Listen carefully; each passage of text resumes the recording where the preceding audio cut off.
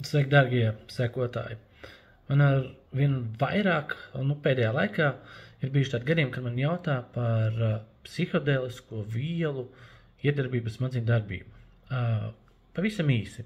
Jā, tas ietekmē, ir labi efekti, bet tikai un vienīgi, ja tie ir kompetentu mediķu tādā redzeslokā pieskatīti. Jo īstenībā ir tā, ka, protams, tas ir likumiski aizliegts, bet ļoti daudz izmanto, un arvien plašāk tas tiek izmantots. Bet tas, kas nonāk līdz mums, līdz Riga Brain, ir tas, ka jautā, vai Riga Brain seansi var palīdzēt tikt galā pēc šo psihodēlisko vielu lietošanas. Vai viņiem ir trauksmes, kas pirms tam nav bijusi izpausmes.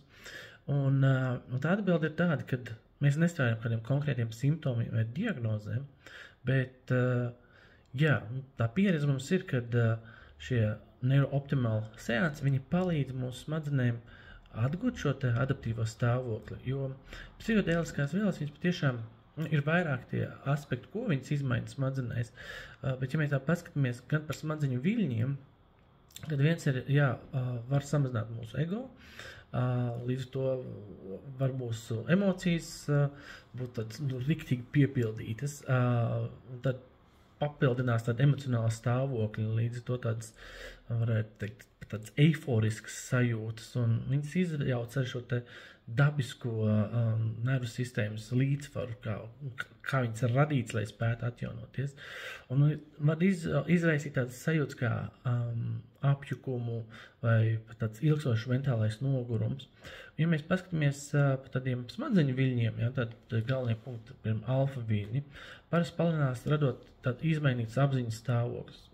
Parasti tas, ka ir īslaicīgi, viņš atnāk atpakaļ.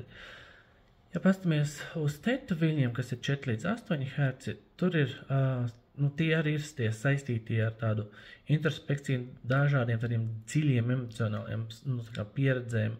Un tas, kas notiek, viņi var kļūt dominējoši. Un ja mēs runājam atkal par beta viļņiem, kas ir 12-30, tur atkal ir, viņi var kļūt neregulāri un īpaši, ja ir trauksme, un visīpaši tas tiek arī novērots, ka tieši, un beta viļņi, kā mēs zinām, ir vairāk ar tādu domāšanu saistīti. Un gamma viļņi, kas ir 30 Hz un uz augšu, viņi pastiprinās, veicot tādu intensīvu neironu aktivitāti un arī tāds uztveres izmaiņas.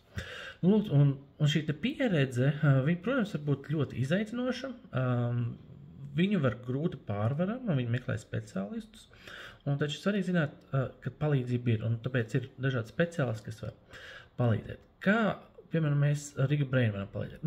Mēs nestrādājam tātad vēlreiz ar simptomiem diagnozēm, bet saliekot dažādi speciālistus kopā, šis var palīdzēt ātrāk nonākt, jo, kā mēs zinās, Riga Brain izmanto neurooptimālu tehnoloģijas, un neurooptimāli ir FDA, kas Amerikas Food and Drug Administration apstiprināts, un pat gribot, mēs nevaram nodarīt neko sliktu.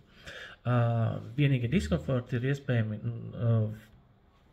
paskatīties citos blogos, un tam arī ir izskaidrojums. Tas, kas ir, mēs nemēģinam uz kādu konkrētu stāvokli aiziet vai nofokusēties. Jā, tad kā viņas var palīdzēt? Es saku vienkārši. Tā mazliet kabinetām pašam seans beidzās. Jā, tas, kas ir, seans palīdz atjaunot smadzeņu viļņu harmoniju, viņš arī veicina šo te adaptīvo smadzeņu darbību, ka viņi spēj pielāgoties, un arī veicina tieši parasimpātisku nervu sistēmu darbību, un aktivizējot šo te relaksācijas vai reakcijas un daudz netika asas un tā, un arī uzlabo neironu savienojumus. Un pats galvenais, tas ir dabiski un droši pieeja. Tā, īsumā, vai mēs esam palīdzējuši? Jā, protams, ka esam palīdzējuši šo gadu laikā. Uz saziņu, ja kādi jautājumi droši rakstam zvanam.